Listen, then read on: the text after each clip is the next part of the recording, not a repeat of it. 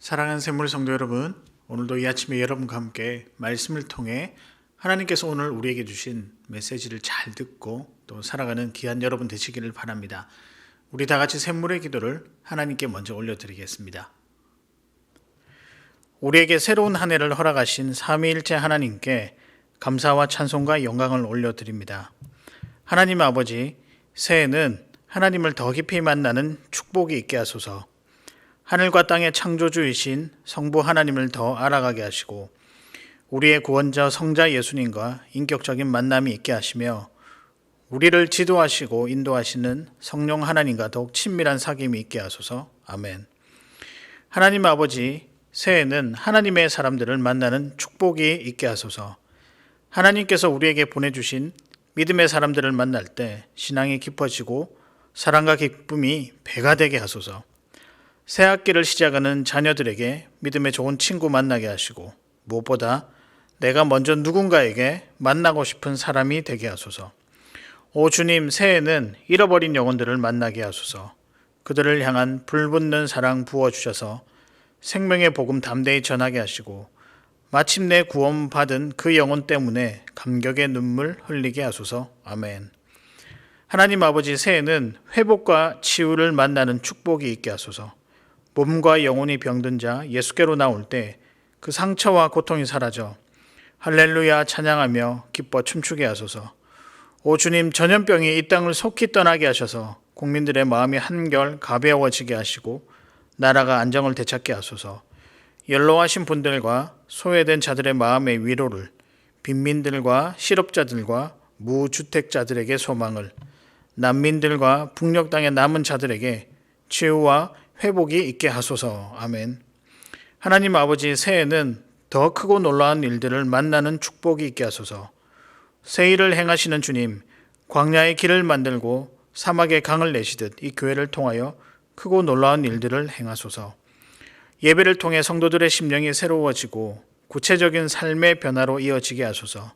오 주님, 일터에서 당하는 어려움으로 앞이 캄캄해질 때 내 하나님 의지함으로 앞을 가로막는 담을 뛰어넘게 하소서. 인생의 길 걷다가 한쪽 문이 막히면 새로운 문 활짝 열어주시고 하는 일마다 여호와께서 복 내려주심을 목도하게 하소서. 아멘. 우리에게 이런 만남의 축복 허락하실 주님을 기대하며 예수님의 이름으로 기도합니다. 아멘. 오늘 저와 여러분이 함께 나누실 말씀은 창세기 38장 1절에서부터 18절까지의 말씀입니다. 그 후에 유다가 자기 형제들로부터 떠나 내려가서 아둘람 사람 히라와 가까이 하니라. 유다가 거기서 가나안 사람 수아라 하는 자의 딸을 보고 그를 데리고 동침하니 그가 임신하여 아들을 낳음에 유다가 그의 이름을 에리라 하니라. 그가 다시 임신하여 아들을 낳고 그의 이름을 오난이라 하고 그가 또 다시 아들을 낳고 그의 이름을 셀라라 하니라. 그가 셀라를 낳을 때 유다는 거십에 있었더라. 유다가 장자 엘을 위하여 아내를 데려오니 그의 이름은 다말이더라. 유다의 장자 엘이 여호와가 보시기에 악함으로 여호와께서 그를 죽이신지라. 유다가 오난에게 이르되 내 형수에게로 들어가서 남편의 아우된 본분을 행하여 내 형을 위하여 씨가 있게 하라. 오난이 그 씨가 자기 것이 되지 않을 줄 알므로 형수에게 들어갔을 때 그의 형에게 씨를 주지 아니하려고 땅에 설정하매 그 일이 여호와가 보시기에 악함으로 여호와께서 그도 죽이시니 유다가 그의 며느리 다말에게 이르되 수절하고 내 아버지 집에 있어 내 아들 셀라가 장성하기를 기다리라 하니 셀라도 그 형들같이 죽을까 염려함이라. 다말이 가서 그의 아버지 집에 있으니라. 얼마 후에 유다의 아내 수아의 딸이 죽은지라. 유다가 위로를 받은 후에 그의 친구 아둘람 사람 히라와 함께 딥나로 올라가서 자기의 양털 깎는 자에게 이르렀더니 어떤 사람이 다말에게 말하되 내 시아버지가 자기의 양털을 깎으려고 딥나에 올라왔다 한지라. 그가 그 과부의 의복을 벗고 너울로 얼굴을 가리고 몸을 휩싸고 딥나 길 곁 에나임 문에 앉으니 이는 셀라가 장성함을 보았어도 자기를 그의 아내로 주지 않음으로 말미암음이라. 그가 얼굴을 가리었으므로 유다가 그를 보고 창녀로 여겨 길 곁으로 그에게 나아가 이르되 청하건대 나로 내게 들어가게 하라 하니 그의 며느리인 줄을 알지 못하였습니다.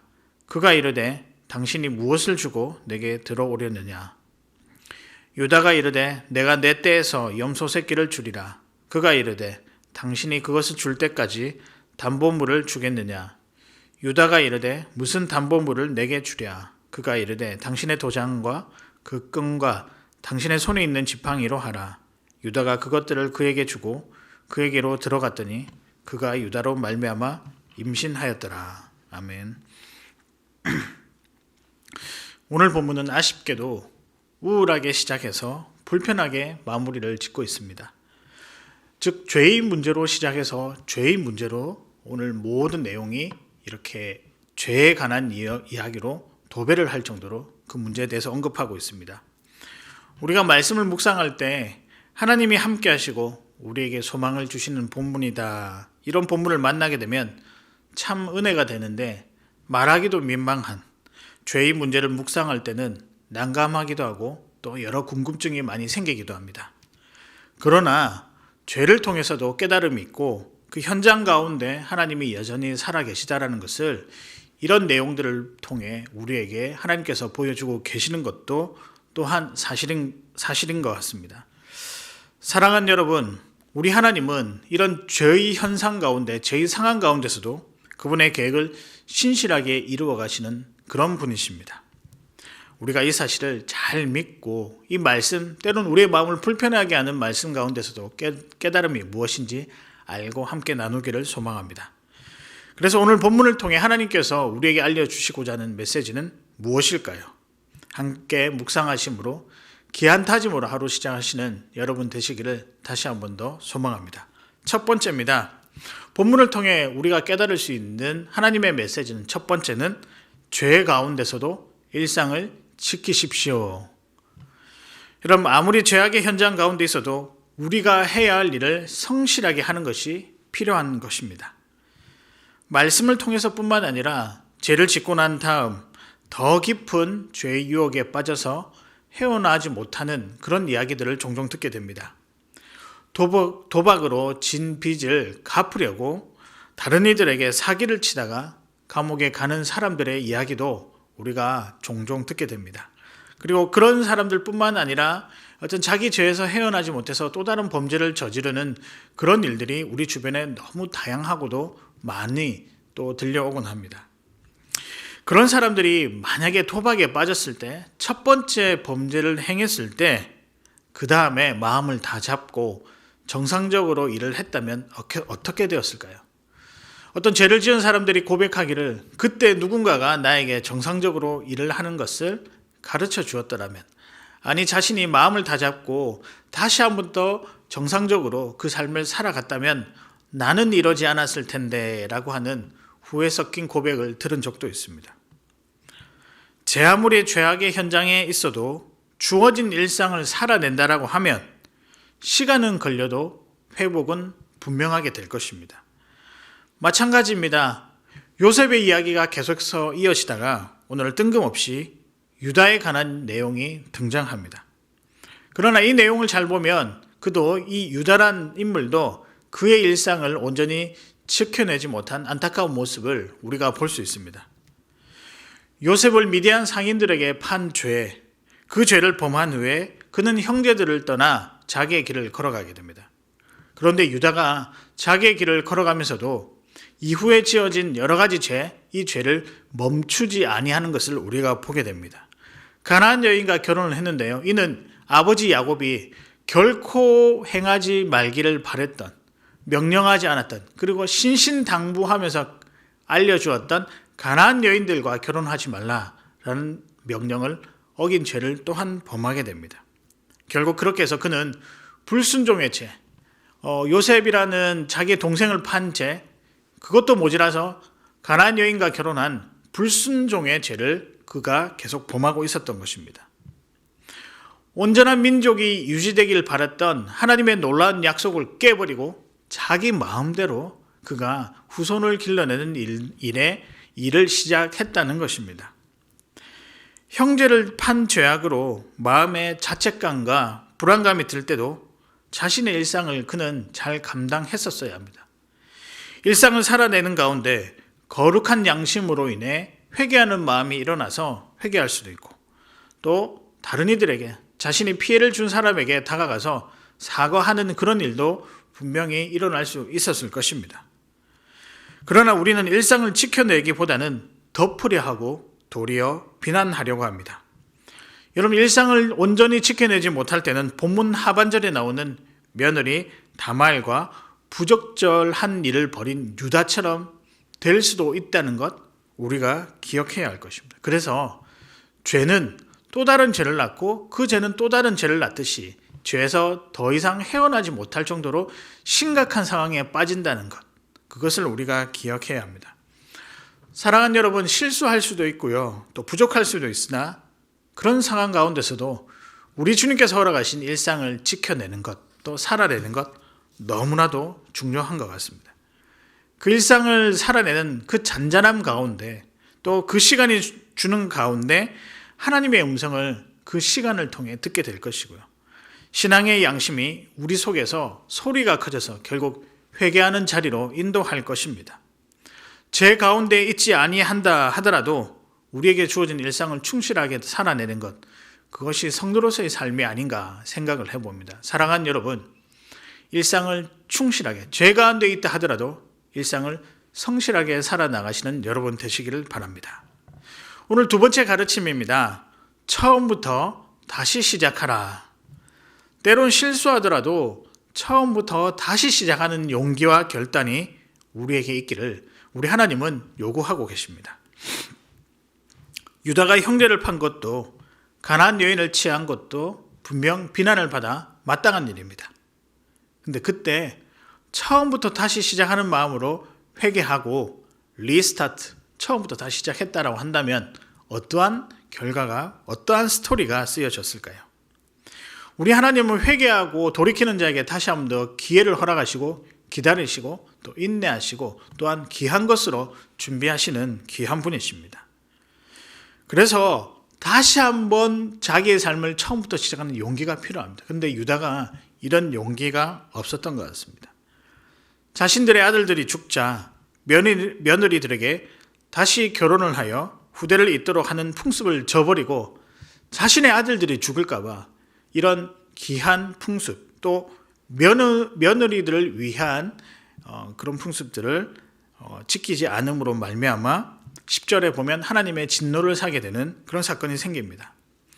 처음부터 무엇이 잘못되었는지 바로잡는 것이 아니라 계속해서 그것을 덮고 자기 이기적인 욕심에 따라 죄를 범하는 모습을 우리가 보게 됩니다. 얼마나 죄에 그가 빠져 있었는지 15절에 보면 며느리 다말을 창녀로 여기고 욕구를 해소하는 실수를 하게 됩니다. 그로 인해 근친상간의 뼈아픈 역사, 그 역사를 기록으로 남기는 안타까운 일이 발생하게 되는 것입니다.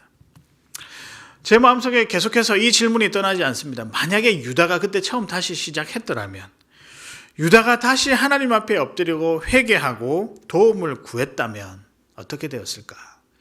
여러분, 우리가 살아가면서 이런 후회들 많이 해보셨을 것입니다. 우리 자녀들이 커가면서 욕심도 많이 생기고 또 생각도 많아지는 것을 보게 됩니다. 하나이가 잘못을 했을 때 그 잘못을 들키기 싫어서 거짓말하는 경우가 종종 있습니다. 물론 부모인 저희들은 이 아이가 거짓말을 하는지 진심인지를 이미 다 알고 있습니다. 그래서 혼을 낼 때 잘못해서 혼을 내는 것보다 그것을 덮기 위해서 거짓말한 것에 대해서 오히려 더 큰 의미를 부여하고 그것에 대해서 잘못했다는 것을 가르쳐주고 또 혼을 내기도 합니다. 만약에 실수를 솔직하게 인정하고 처음부터 다시 시작하면 크게 혼나지 않을 뿐더러 그 상황 속에서도 자유하게 되는 것, 우리도 익히 아는 것일 것입니다. 그러나 잘못은 걷잡을 수 없는 상황으로 빠지게 합니다. 우리의 신앙도 마찬가지입니다. 무엇인가 실수하고 뒤틀려졌다고 생각했을 때 다시 처음부터 시작하는 그런 용기가 필요합니다. 그래서 하나둘씩 기분으로 돌아가 다시 벽돌을 쌓는 작업이 꼭 우리에게 필요합니다. 집은 다시 무너뜨리고 쌓을 수 있지만 잘못 쌓은 집은 평생 보수하며 우리의 마음을 부담케 하는 것, 여러분 잘 아시지 않겠습니까? 사랑하는 여러분, 모든 죄 앞에서 죄를 인정하고 다시 하나님 앞에서 시작하는 것이 무엇보다 필요합니다. 사소한 일이든 작은 일이든 간에 우리 하나님은 다 알고 계십니다. 유다를 통해 깨닫기 원하는, 또 하나님께서 우리에게 깨달았으면 하는 가르침입니다. 여러분, 직접적으로 적용하려는 것은 아니나 이런 생각도 한번 듭니다. 많은 성도님들이 우리 샘통 300일을 시작하고 계신데요, 한 며칠 시작하다 보면 이내 우리의 마음도 좀 흐트러지기도 하고 우리의 시간이 부족해서 놓쳐버리는 경우가 있습니다. 그러면 어떻게 합니까? 내가 이 정도 따라왔는데 도저히 나는 시간이 안 되겠다, 포기하시는 분들 종종 봤습니다. 그러나 다시 이 말씀을 붙잡고 나가는 좋은 방법은 무엇인지 아십니까? 처음부터 다시 시작하는 것입니다. 차근차근 시작하시면 됩니다. 그것이 모든 삶을 대하는 죄 가운데 있었던 우리가 하나님 앞에서는 성도의 삶의 모습이라고 생각합니다. 그래서 사랑하는 여러분, 처음부터 다시 시작하는 그런 용기가 있으시기를 소망합니다. 마지막입니다. 오늘 본문을 통해서 하나님께서 우리에게 주시는 메시지는 무엇인가? 하나님은 부족한 자들도 사용하신다라는 것입니다. 우리 하나님은 죄 가운데서도 우리를 지키시고 우리를 쳐다보고 계시고 보호하시는 분이십니다. 여러분들도 아시겠지만 오늘 며느리 다말의 이름이 나중에 아주 귀한 곳에 등장합니다. 어디에 등장할까요? 예수님의 족보에 그의 이름이 등장합니다. 마태복음 1장 3절에 보면 이 이름이 거론이 되는데요, 뿐만 아니라 창세기 49장 10절에 보면 이 죄를 저질렀던 유다에게 야곱이 축복하는 장면에서 이 유다를 통해 이스라엘의 왕권이 유지된다라고 하는 그런 사실을 우리에게 알려주고 있습니다. 우리가 참 좋아하는 다윗과 솔로몬이 누구의 후손일까요? 이 유다와 다말의 후손입니다.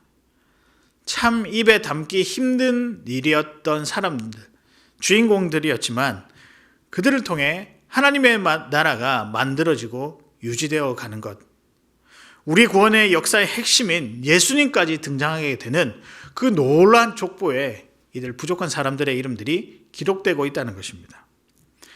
부족한 자들을 세우시고 그를 권능의 손길로 인도하사 하나님의 계획을 이끌어 가시는 분이 우리 하나님이십니다. 여러분, 그렇기에 앞서서 제가 언급한 죄 가운데 있다 하더라도 성실을 해야 하며 다시 시작해야 하는 이유가 여기에 있는 것입니다. 우리 삶의 목적을 하나님께서 분명히 알려주시고 그렇게 살도록 위로하시고 인도하십니다. 어릴 적부터 참 이해가 가지 않는 대목이었습니다. 누가 봐도 비난의 사건을 하나님은 왜 이렇게 소망의 역사로 바꾸시는가?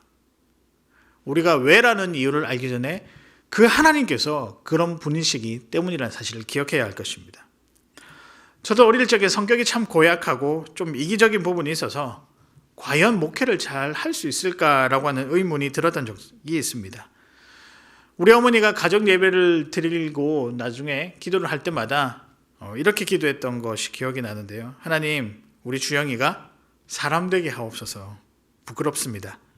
물론 지금도 참 부족함이 많고 연약함이 많지만 그래도 하나님의 인도와 은혜 가운데 살고 있다라고 감히 말씀드릴 수 있을 것 같습니다. 저의 이야기를 잠시 했지만 우리 하나님은 능력이 많은 사람을 이용하는 것이 아니라, 또 사용하는 것이 아니라, 부족하지만 하나님을 알기 원하는 사람, 순종하는 사람을 사용하기 원한다는 것. 아니, 하나님은 순종하는 마음을 허락하셔서 그들에게 다시 순종의 사람으로 변화해서 사용하기를 즐겨하시는 탁월한 분이심을 우리가 인정해야 할 것입니다. 이 하나님을 늘 신뢰하며 살아가는 우리 귀한 성도님들 되시기를 바랍니다. 말씀을 정리하겠습니다. 오늘 말씀을 통해 세 가지의 우리에게 가르침을 우리에게 주시고 있는데요. 첫 번째는 죄 가운데서도 일상을 지켜라. 일상을 지키십시오. 아무리 죄악의 현장 가운데 있다 하더라도 우리가 해야 할 일을 성실하게 하는 것이 필요하다는 것입니다. 두 번째는 처음부터 다시 시작하라. 실수할 수가 있습니다. 그러나 그때 처음부터 차근차근 다시 우리에게 주어진 일상을 살아내는 것이 필요하다는 것입니다. 마지막입니다. 하나님은 부족한 자도 사용하시는 분이시다. 이 사실을 우리가 꼭 기억해야 할 것입니다. 우리 모두 부족한 자들이지만 하나님은 책임 있게 또 당당하게 일상을 살아내기를 원하십니다. 왜냐하면 우리가 그분의 백성이요 그분의 자녀이기 때문입니다. 이것은 그 어떤 것도 비교할 수 없는 특권이자 은혜라고 할 수 있습니다. 그래서 우리가 실수해도 기다려주시고 인내하시고 또한 그 길 안내해 주십니다. 그렇다고 여러분 죄를 지으라는 이야기는 아닙니다. 죄는 분명히 우리가 멀리해야 될 하나님의 명령입니다. 그러나 죄를 지었다 할지라도 우리가 돌아와야 할 번지수는 어디냐? 하나님 앞에라는 것입니다. 그런 믿음의 일상을 살아내시길 바랍니다. 그렇게 살아갈 때 하나님은 여러분에게 더 없는 하나님의 놀라운 계획과 은혜를 보여주시고 이끌어 주실 것입니다. 그 은혜를 늘 누리며 살아가시는 우린 귀한 성도님들 되시기를 주님의 이름으로 축복합니다. 이 시간 함께 기도하실 때요. 하나님 먼저 우리에게 회개하는 마음이 있도록 또 회개하는 마음을 허락해 주십시오라고 기도하시고요. 작은 죄든 큰 죄든 하나님께 신실한 자 될 수 있도록 이렇게 기도하시고요. 두 번째는 우리의 건강을 주님께서 지켜주십시오라고 기도했으면 좋겠습니다. 지금 코로나가 너무 많이 이렇게 또 나타나서 많은 사람들을 힘들게 하고 있습니다. 우리 건강을 지켜주시고 마지막은 다가오는 주일 예배에 성령의 임재를 경험하는 귀한 예배 될 수 있게 달라고 기도하시고 자유롭게 돌아가도록 하시겠습니다. 기도하시겠습니다.